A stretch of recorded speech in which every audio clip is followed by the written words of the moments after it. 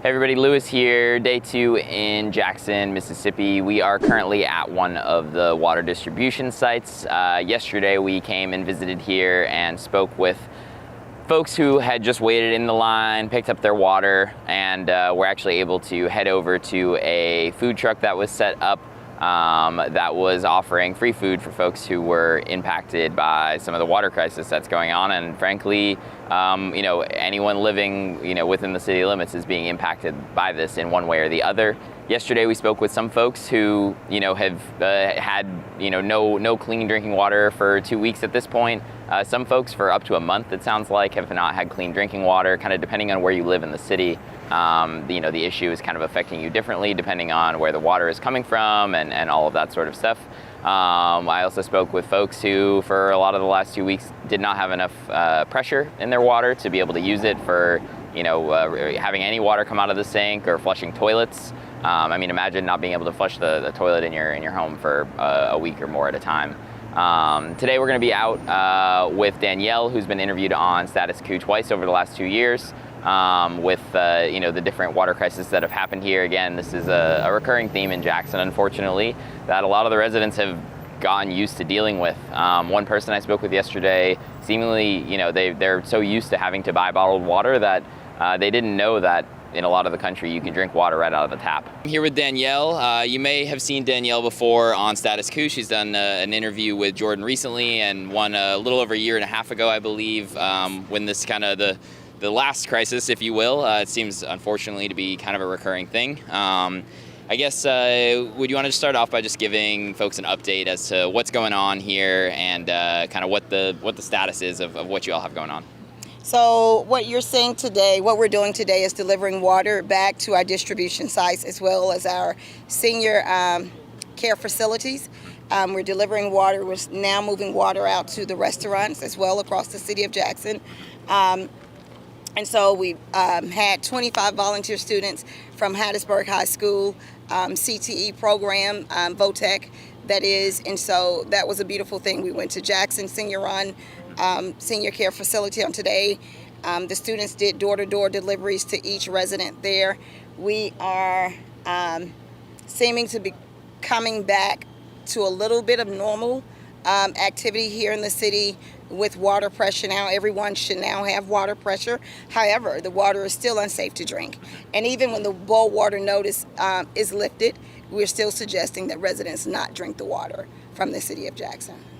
Absolutely. And I guess, do you want to talk a little bit about, I heard reports from some people, like people were having, no pressure or having to boil their water for months at this point, even though, it made the news last week, and that's when, folks started to pay a little bit more attention. But this has been an issue going on for a lot longer than a couple weeks at this point. Absolutely. This is what we're seeing is a decade of neglect. Some people have boiled water for as much as over 10, 15 years here, right? They've never used the tap water from the city of Jackson. And so it has become a norm. It is now normal. It isn't normal for folks to be without water for such a long period of time. Absolutely. Here, let's both take a step back, actually. I feel like we were both walking closer. All right. So, looking at this bigger picture now, obviously it's great to have the state or the federal resources and state resources showing up now. I know you all were out here long before this was the case, but I have not heard anything as far as an actual solution of how to prevent this from happening again from the local government, the state government, the federal government.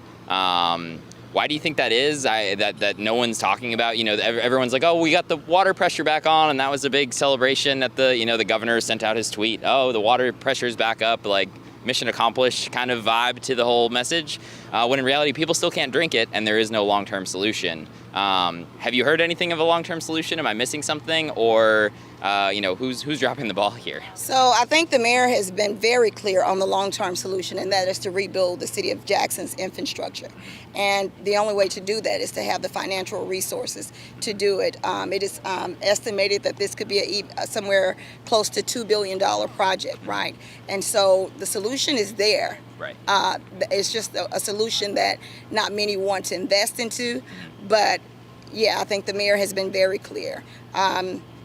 And those who are well learned on the situation knows as well, been very clear. The solution to Jackson's water problem is investing in the infrastructure and rebuilding of the infrastructure, and coming up with that $2 billion to do it. Absolutely, and as Jordan's reported on, and I'm learning more and more about this from folks like you and folks that I spoke with yesterday, Jackson is just seemingly historically underfunded from the state level. Mississippi will get resources, and then Jackson is frankly not getting their fair share of what they should be getting population-wise. I mean, this is the capital city. It's the largest city in the state of Mississippi. Money that should be going here is going to more affluent, frankly, more white parts of the state, leaving Jackson with less in general. And yeah, I mean, it's obviously the water is what everyone's talking about right now, but a lot of the city needs help in infrastructure in a lot of ways. The roads are something that I'm hearing from a lot of folks. Can you just talk about the kind of the history of the state kind of leaving Jackson short on funding and other ways as well? Well, historically, the state of Mississippi has underfunded many projects that include poor and low wealth individuals, right? As we look across the state of Mississippi, public education has historically been underfunded. The refusal to expand Medicaid, sending back $130 million in rental assistance for poor and low wealth individuals who actually need that assistance. So it isn't unusual for the federal government to underfund, have a history of underfunding what's the necessities here in the state. So Jackson is one of the many issues, or I'll say projects here, the infrastructure project that's been underfunded, right? So this Republican-led state leadership, this is their practice. They don't believe that poor folks should get, as they say, handouts, and they need to pull themselves up by the bootstraps, and they've been pulling themselves up by the bootstraps since they've been here on this earth with little to no resources. Yeah, absolutely. And I mean, during the last water crisis, the governor literally said something along the lines of, if people don't want boil water notices, they should pay their water bills. And then when, and correct me if I'm wrong, but when the state legislature passed a bipartisan bill to essentially get rid of the help pay everyone's water bill and get everybody up to date, he actually vetoed the bill. You honestly can't make that up. There's a solution to the problem that literally had a bipartisan bill in the state legislature goes through, and the governor chooses to not solve the problem. And that money would have gone eventually into the water department, and they would have been able to potentially use some of it to, obviously it's a drop in the bucket compared to what's needed, but something is better than nothing. But rather than doing something like that to help, he vetoes it and chooses to do nothing. I want to ask you about one thing that kind of made some news yesterday. The governor actually said that privatization is on the table for the Jackson water system. That's been done in other places, Flint, Michigan being one of them, and we all know how that story goes. Can you talk about what the implications of that might be if something like that were to happen here? So what we're seeing is one of the reasons, and the governor, gives himself away. The first thing that comes out of your mouth as a solution is privatizing the city of Jackson's water, right? This is a direct setup, the same way they wanted to take over the airport, right? Come in and take over the city. Now you want to take over our water. And this is so that these contracts can go to the governor's cronies, right? You will have the control of who the contractor is that you're privatizing the water to. So, these games that we've been played, extreme racist politics, have been played out for decades here in the state of Mississippi, right? It's up to Mississippians to take a stand, especially Jacksonians, because we're the ones that are directly impacted. We have to be the ones who raise our voices and push back on the governor, right? These are our tax dollars that we have invested into the city. And for individuals who don't necessarily live here. The governor lives here now because he's the governor, but his home is in Rankin County, or was in Rankin County. So these issues he has not had to deal with. But to just take away what taxpayers have invested into, that is foul, that's immoral, and this is, again, another racist antic that the governor is trying to push.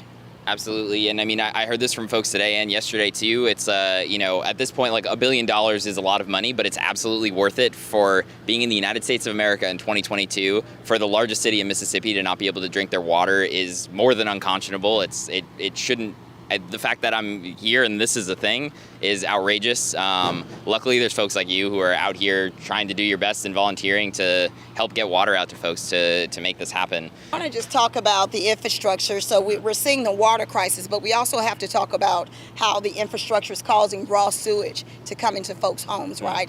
And so it's bigger than the water crisis. We are having environmental issues, right in folks' neighborhoods. And people don't understand what's actually happening. Right. And the reason why they're having raw sewage coming up through their pipes in their homes. And it's on actually within the city's limitations, range to fix it. But the resources are not there. Right. So folks are having to deal with this. But you also see, not just in Jackson, Mississippi, but we can go over to Montgomery, Alabama, Lowndes County, where, historically, for years, decades, raw sewage has been running out of folks' yards. Here in Mississippi, right in Tallahatchie County, right in the Mississippi Delta, folks have raw sewage running out of their yards. Running from their septic tank and to their front ditches. Yeah. And so infrastructure problems here in the state of Mississippi is statewide. It's just not Jackson. Jackson is just being talked about because it's the capital city, but you have infrastructure issues with other rural counties in the Mississippi Delta that's not being talked about. And so we have to address the overall issue of this Republican-led state leadership that refuses to go into poor communities and invest and help fix those communities. And I'd also love to see some more, honestly, at this point, it feels like the federal government needs to step in a major way and do something.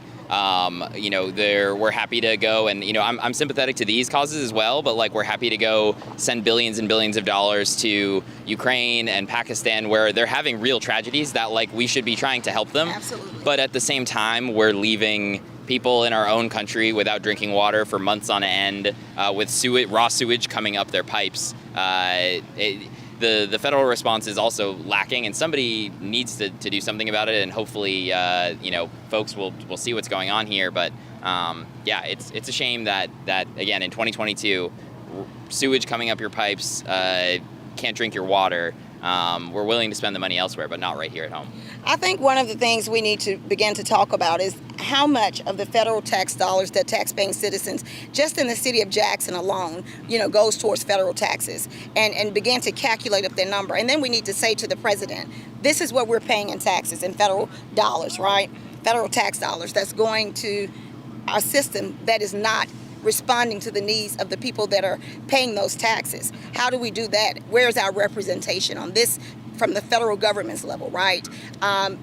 Federal, state, and local, are to blame in this issue. But we definitely know that local government has been trying to correct this issue. This has been talk for, decades.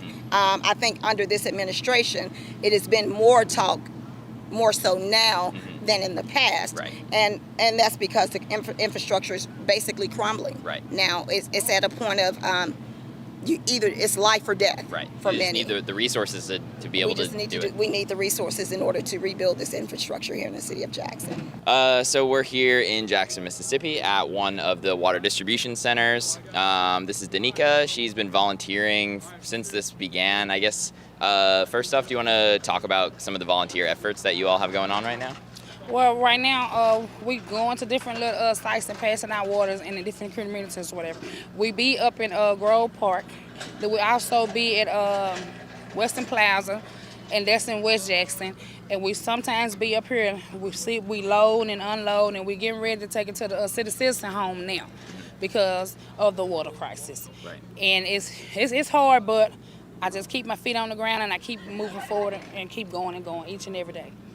Absolutely. And we were just talking briefly before this. You mentioned you have kids at home. I guess, do you want to just talk about how this crisis has impacted you and your family so far?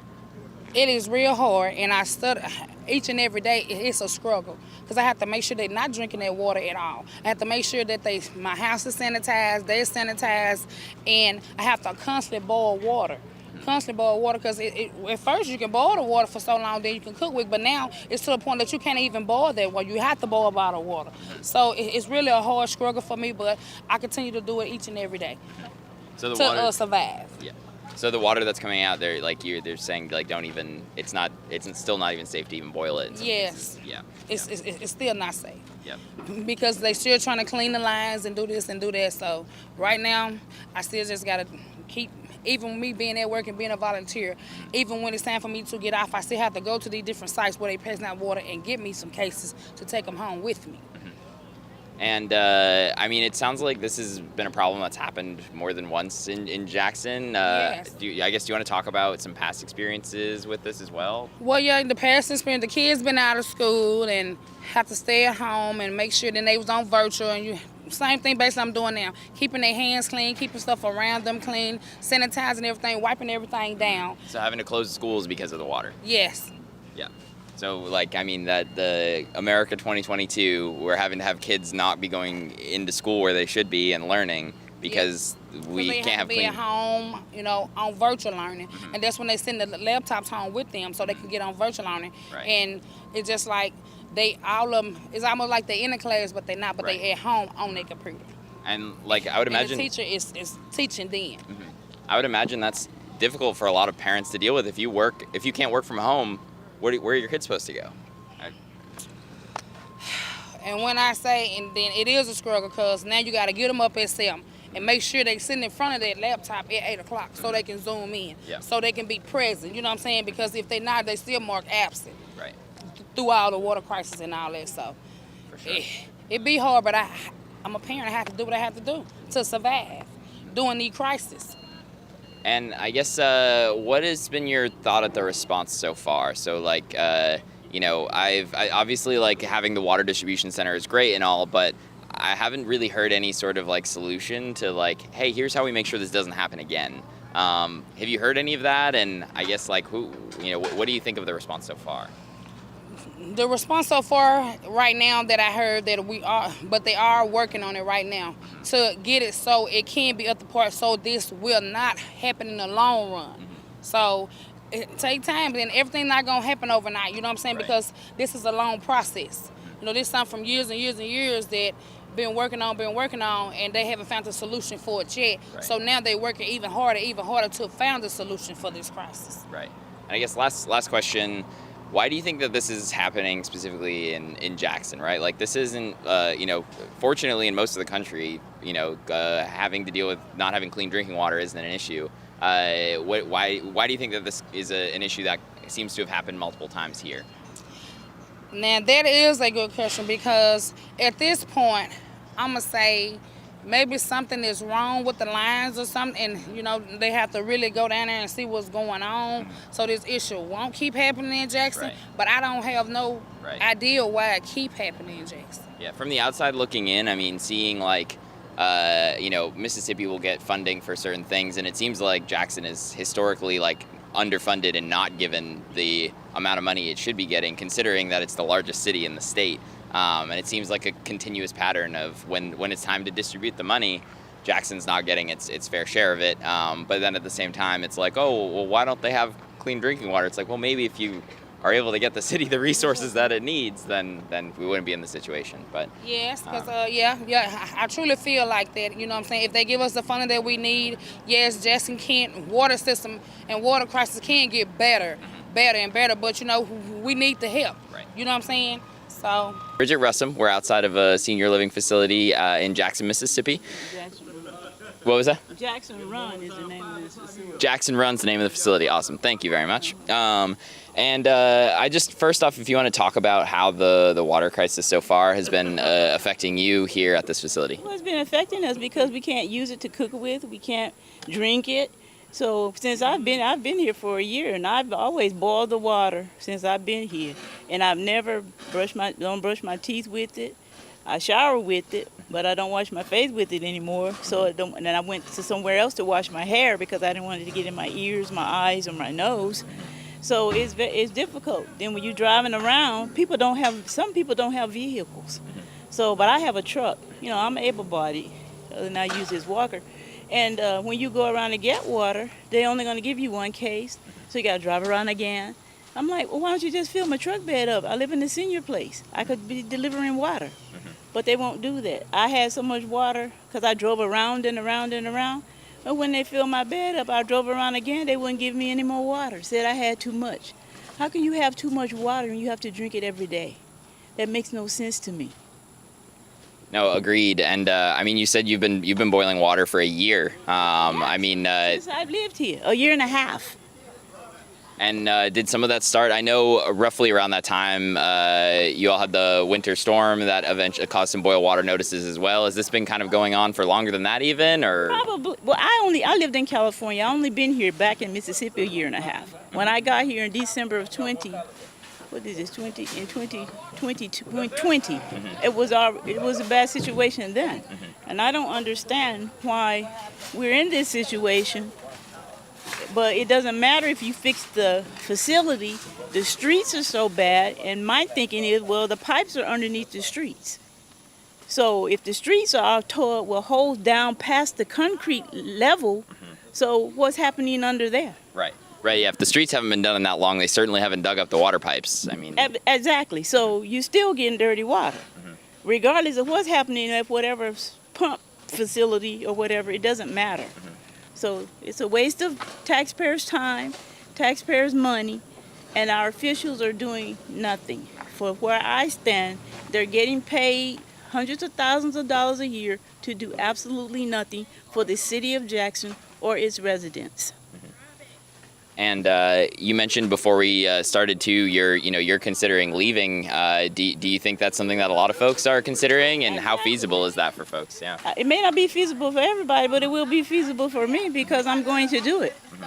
You know, I was going to do it this summer, but I decided, my car was totaled, so I decided to get a truck. And I'm like, okay, now I know I'm really moving now. I got to get out of Jackson. The other side of the street is Clinton. This side is just Jackson. So yeah, you move across the street basically, and you're able to have clean water. I don't wash at this facility. I go to Clinton and wash my clothing because I was tired of my clothing coming out smelling and turning brown. So I stopped washing here. And I guess, what is it that you think about Jackson that's causing this? I mean, looking at this, from afar, I'm in from Texas covering the story. It seems like Jackson's historically been underfunded from the state level, given that it's the largest city in the state. I guess, why do you think that's happening? It's the capital city. It's poor leadership. Things come from the head down, like the word of God says. From the head, it flows from the head down. If the head is doing nothing and being ambivalent or ignoring the issue, and this isn't just an issue that's just started this century. This has been going on in Mississippi for centuries, for it to be the poorest state in the union with the highest taxes. That makes no sense. When people are still living in abject poverty in the 21st century, it makes no sense. So it starts with leadership. It has to start there because they're the one that's supposed to be providing, receiving funds. Well, the funds that they received, we never got. They never dispersed to the citizens. When COVID came, the COVID money, the governor says, oh, I'm cutting this off, I'm cutting that off. I can get no services from this city of Jackson. I qualify for nothing. So they say. Yeah. And right, you mentioned obviously the COVID happens, you had the first boil water notice, now you have another one. It seems like thing after thing. And for the governor to be like sending, it's like, oh, we have this federal money, but like, we're not going to disperse it seems insane. Yeah. Streets are still in horrible conditions. Drive around the city of Jackson with your camera and take pictures. I almost broke down in tears when I first moved back here and drove around. The street, the main boulevard at Delta Drive and Highway 49 were filled with holes this large. You had to go through an obstacle course. It was all the way down past the concrete broken. And they had just voted the mayor back in office. Why? If he's a representative for the city and the current governor is a representative for the state, and the city council is supposed to be representing districts, something is wrong. Right. Yeah, and I don't know how the governors in the governor's mansions here in Jackson. I don't know how you can feel okay with seeing that every day? Because it's not like he's in some faraway place. I mean, it's here. Yeah. I don't understand myself. I don't know. Yeah. I don't know. And I don't understand the citizens who keep putting these people back in office. I don't understand that. I mean, I know the way of thinking here is a little bit different than where I lived for almost 4 decades in California. So the thinking is a little bit different, and people are kind of fearful. But that makes no sense. I mean, just a common sense thing. It has to kick in at some point. And these people have to be told, you're wrong. You aren't doing what you were elected to do. You just not. Other people are going to jail for stealing COVID funds, but they weren't the one. They got them from above. They didn't just hand them right to them. That was a trickle down. But those who were actually involved in the trickle down, the head ones aren't going. They aren't being charged with anything. Right. Yeah, I read a little bit about that. I belive there was in Mississippi, like Brett Favre was involved and all sorts of some foundation that he had. The former governor was involved, and other people from other organizations have gone to jail at different places. Right. But those are just peons.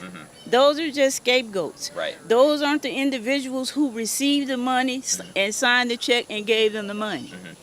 They just misused the funds once they got it, but the other ones were misusing it as well. Right. And meanwhile, folks who could actually use the help aren't getting it. Yeah. Did not get it, aren't going to get it. You apply for it, they say you don't qualify. It doesn't matter.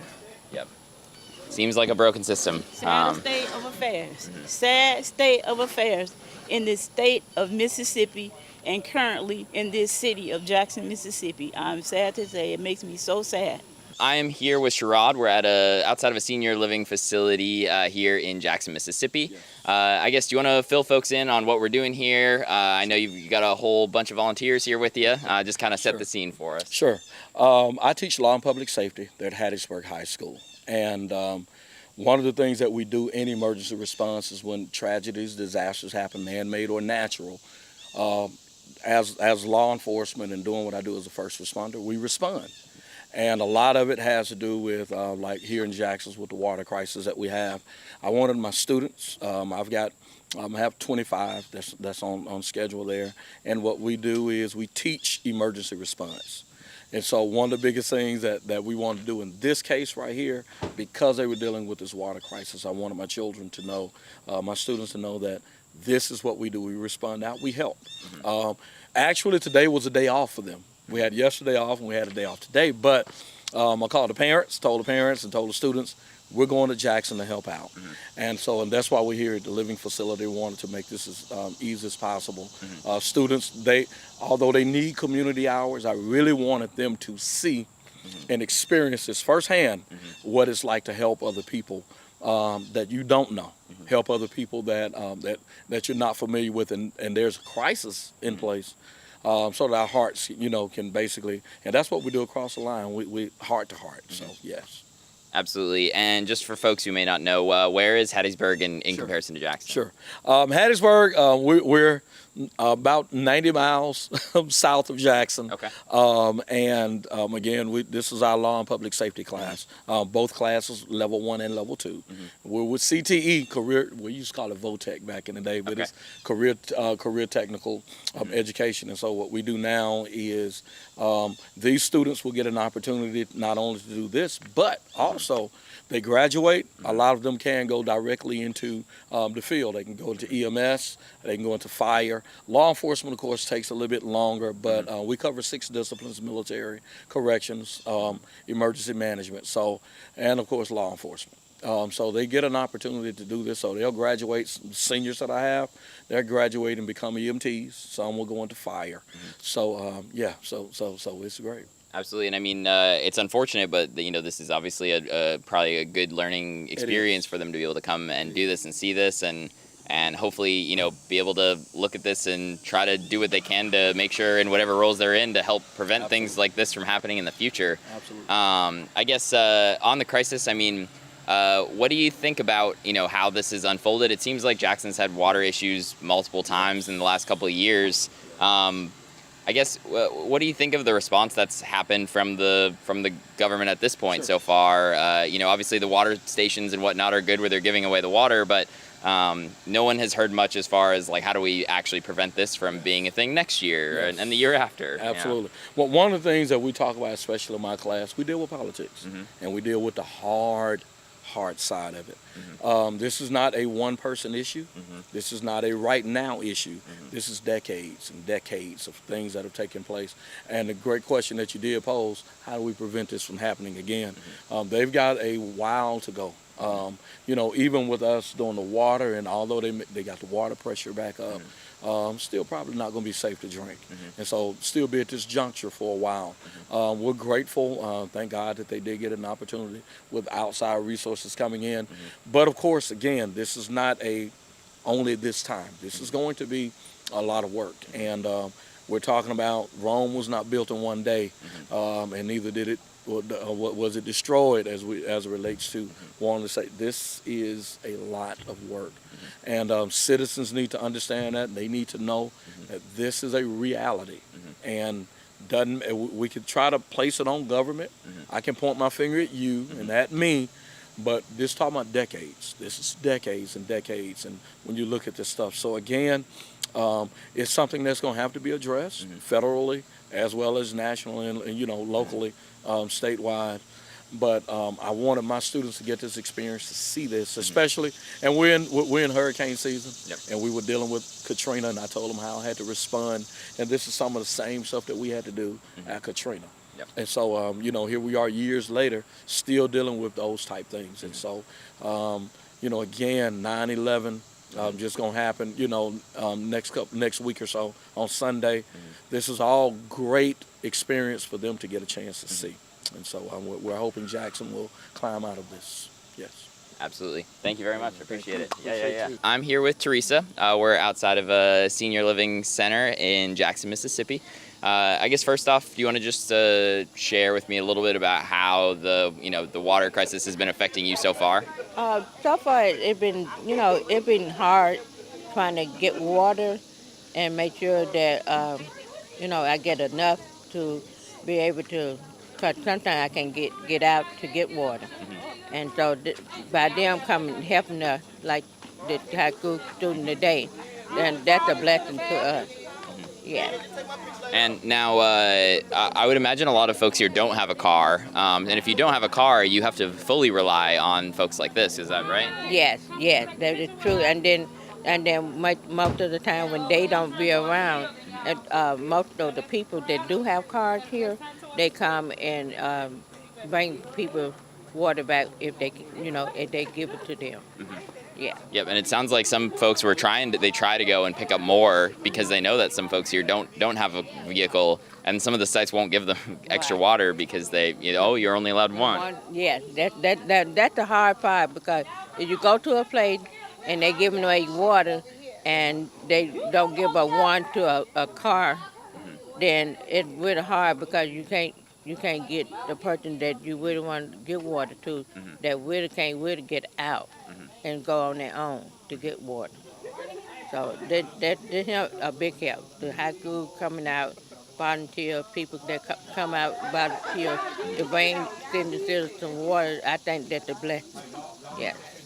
Absolutely. And I guess how long has this been affecting you now? And is this the first time, or have you been around for other water issues as well? I've been in Jackson for a long time, and the problem, we've been having this problem, but it takes time and prayer for the water to get better and everything to get better. So everything is not going to get better overnight. It takes time, it takes money, it takes dedication to solve the problem. Yeah.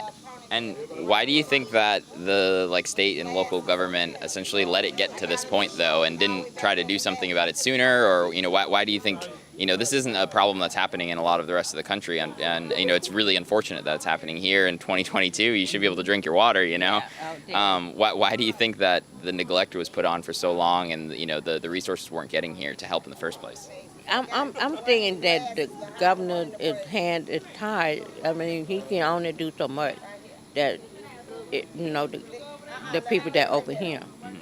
So when the people over here get right, and then the governor can do what he needs to do. for it getting things fit and stuff like that. Because we still have roads that need to be fit and stuff. So I'm assuming that that's what the problem is. Yep. Hopefully some additional resources can get sent over because, I mean, it should be unacceptable in 2022 that you don't have clean drinking water in the largest city in the state of And Mississippi. they're supposed to be the capital of Mississippi, so. Yeah. But it's that's hard sometimes, and then it gets frustrated. Some people get frustrated and they act out. But I'm praying that it get better. Yeah, as time go on, that the governor would, be able to do his job and go ahead and do his job and solve the problem. Absolutely. Thank you so much for your time. I appreciate it. Thank you. Well, I'm here with Q and Deshaun. We're at one of the water distribution sites in Jackson. These guys have been volunteering out here for a while now. I guess how long have you been doing the volunteering? About 2-3 weeks. 2 or 3 weeks. Awesome. Deshaun doesn't want to talk. No? All right. Deshaun's quiet. He's here for support. He's here for 2 or 3 weeks. All right. And I guess personally, like how long have you been dealing with this? How long is for your own personal self, what's the water crisis been like for you? Like I said, the boil water alert, it been going on it been going on. The boil water alert been going on for the longest. And like we just get out in the community and you see pass out water to the elderly, people that need it. And some we take some, and we get the bits that we can get, and we load up in our car and take it home. It'll do something, but it still ain't enough. Right. And I guess so far, the water distribution's great and all that, like folks can come and get water, and luckily there's volunteers like you all who are out there, getting it out to folks who can't necessarily come and drive to pick it up. What do you think of the response so far of I haven't heard any real solutions of how are we going to make sure this doesn't happen again? What are your thoughts on the response from the local government, the state government on that end of things? I mean, I guess these pipes old. They were here way before we even thought of. And maybe our grandparents would thought of. We gotta get new pipes. We gotta get new pipes because it's rust. I know it deterioration, all type of stuff. And then we try to filter it. You can't filter it because the pipes are old and it's messed up the new machines that we do have. So it's it ain't gonna work out. You gotta fix. You gotta put new stuff with new stuff. You can't use old stuff and then with new stuff. Right. So you just need new pipes overall. Yep. And the unfortunate reality of that is that you read something recently that's a $1 billion problem to really go out and fix the whole thing, and yet you've got politicians saying, oh, we're giving money to Jackson to fix this, and in reality they're not. It's 2022 in the United States of America, and the largest city in Mississippi can't drink their water. And then on top of that, we got all this money that we giving to third world countries when our home that in the States, we don't even got clean water to drink, but y'all giving thousands, millions of dollars to third world countries. Yeah, more than millions. I mean, literally, just this week they just added another couple $2 billion to aid in Ukraine, and it's I feel bad for people in Ukraine as well, but we should take care of our own. We should take, you know what I mean? The fucking home first. Then we worry about what's going on outside of the states. Yeah. So we gotta take care of home first. Then worry about what's going on outside the states, and then we probably don't even need $1 billion. Yeah. No, it's ridiculous that they can't make it happen. Again, largest city in Mississippi, right, capital the city. capital. Yeah. And I mean, it seems like a historical thing too. I mean, money will get sent from the federal government to the state of Mississippi, right. And then time and time again, it seems like Jackson isn't getting what it should be proportionally being. We're not. Yeah. Because eventually the water gonna run out. The water's gonna run out eventually. The bottle's gonna run out. So then what people gonna do? Right. We can't keep delivering bottles and bottles of water every day. Right. The folk that delivering gonna run out eventually. So you can't keep doing this. Yeah. You can't keep doing this. Yeah. You were saying you sounded like you wanted to say something. What? He said make the United States great again. I said make it great because it never been great. Yeah. I mean. Make the United States great. And I think a lot of this too, it seems too, I mentioned the money being diverted to different places, smaller, more affluent, frankly, more white suburbs are getting the money, whereas Jackson, which is a majority black city, isn't getting it. Get what we need because they paving everything around you. True enough, the city is paving certain streets, but we go to Madison, Ridgeland, and Flowwood, things like that. Then we got to worry about no potholes. We ain't got to worry Right. about we can't drink that water. Them restaurants down there operating at full capacity. Yeah. I mean, Our restaurants down here, we got to get canned drinks. yeah. Like no, that ain't no. For $2. Right. Yeah, and I mean, even just driving to get the water here, the roads are That's right. There's potholes all up. yeah, through the road. it's a maze of just zigzagging through everything. Yeah. So I am here with Deborah. We're outside of one of the water facilities here, where you can pick up water outside of Jackson, Mississippi. I guess first off, do you want to just explain to folks what your situation has been with the water? Well, I don't drink the water, and I'm afraid to drink the water because I'm scared it got some kind of disease in it, and I don't want to get no disease, and I don't want to go to no hospital, and I got a hubby disabled, and I'm disabled, and we can't take no chance being sick or going to the hospital because my insurance would pay for me to go, but Medicaid don't pay for all his, and I've been going around getting water, bottled water, to take care of me and my husband and take care of my animals. And I wish the city would do something about the city water because they got all that money. They said they got $12,000 something. Why don't they do something with this water than doing it with the roads? You know. And how long have you been having to do the bottled water rather than the tap water? About 2 weeks. 2 weeks? And has this happened before as well? Yes, it has, and I had to boil water. Absolutely. And I mean, so it sounds like this is a recurring thing that's happened multiple times. I mean, what do you think about the response so far from, either the local government, like you mentioned, and even the governor or even higher? Well, I think the government could do more, and I think the city mayor could do more, if he wanted to, but I don't think he wanted to, I think, I think somebody pocketing the money, and I don't think it's right. Right. And I mean, you obviously rightfully so mentioned you're worried about getting something from the water. Whenever they say that it's going to be safe to drink again, are you going to be weary about continuing to drink it, or? No, I want to buy a bottle of water. I want to buy a bottle of water. Right. All the time. That's what we've been doing, and that's what we're going to be always doing. I'm here with Cynthia. We are just outside of one of the distribution centers where they're giving out water to folks here in Jackson, Mississippi. I guess first off, you want to just kind of fill folks in on, what exactly has been happening, how it's been affecting you so far? Well, the way it's been affecting me is, we really can't use the water. We have to bathe in the water, we have to brush our teeth in the water, wash our face with the water, and they still expect us to pay a water bill. Water bill's gonna went up. I know mine's went up an extra $60 this month, but we can't use, so why should we have to pay for it? I have 6 kids plus me and my husband, so why should we have to pay for water if we can't actually use it? Right, so water bill has gone up, Yeah, but you can't use it for anything. Yes, and can't use it for anything. Garbage barely getting picked up. It's a hit or miss, like on Monday, Wednesday, Friday, when garbage supposed to be picked up, you might get picked up one time that week. So it's crazy in Jackson. And it looks like the mayor's not doing anything to help us. Yeah, I was going to say, what do you think the response has been from the mayor, from the governor? Nothing. The mayor or the governor, nothing. And, why do you think that is? It seems like... They don't care. They don't care. They don't care. And I mean, frankly, this isn't happening in the rest of the country. No, it's here in Mississippi. It ain't like we didn't have the money. We had the money. The state, the government has given us money. Where the money has gone, I don't know, but we had the money. So why the problem not fixed? Right. And I mean, it seems like in doing some preparation for the story on the way out here, doing some research, Mississippi is getting money from the federal government, but billions of dollars. So where the money at? Right. It seems like rather than going to Jackson, it's going to affluent suburbs that, frankly, probably don't need the money. Yeah. While Jackson's being overlooked. It's suffering. Then we catch it's potholes everywhere. I know in a year's time I probably place 2-3 tires. The city don't give you no money back for that. If you mess up your alignment or have to call your insurance company, that's coming out your pocket. You can't even submit a claim downtown. They'll turn you around. So it's like, what's the use of staying here? All you doing, you going to work just to pay bills and fix your car from potholes. Right.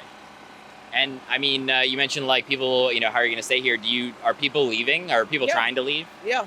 I know I'm looking to leave. I might be leaving soon because this is ridiculous at this point. It's ridiculous. No, absolutely. And I mean, part of this, like, you know, and again, looking back at the history, Jackson used to be a pretty affluent city back in the day. Yes, it did. I grew up here. I was born and raised here. It used to be where you can walk down the street, everybody knew everybody, wasn't no crime going on. But you really can't blame the police, you know, the people that work in the police department, because the city don't want to pay them. You coming out making $20,000 a year, $21,000 a year, what is that? You ain't gonna risk your life. You just gonna get a job, you just gonna be a body. You just there. Yeah. So. Yeah. Absolutely. And I mean, even looking at the past water crisis, like a year and a half ago, you all seemingly were in a similar position, needing to boil the water. And this every year, for the past couple of years, boil water notes, they still expect you to pay and pay at a premium almost, but you can't use the water. That's ridiculous. And that was the governor at the time essentially came out and said, like, maybe if people in Jackson paid their water bills, they wouldn't have boiled water. Their water bills. Yeah. And even other than that, they were gonna come turn you off, so you had to pay your water bill. So that's not the problem. Right. And I mean, even if everyone was paying their water bills, like when you have a water system that's nearing 100 years old, like everyone can pay their bills all they want, but that's still not going to cover money back in it. It's not going to do any good. Exactly. And it seems like the state government and even the federal government hasn't taken this serious enough, and they need to be. Yep. Awesome. Is there anything else you'd want to share to get the word out? That's it. You nailed everything. So thank you. Thank you so much. I really appreciate it. Thanks for watching, and make sure to tune in to Status Coup's daily live stream Monday through Thursday at 5 o'clock Eastern Time and Fridays at 4 o'clock Eastern Time.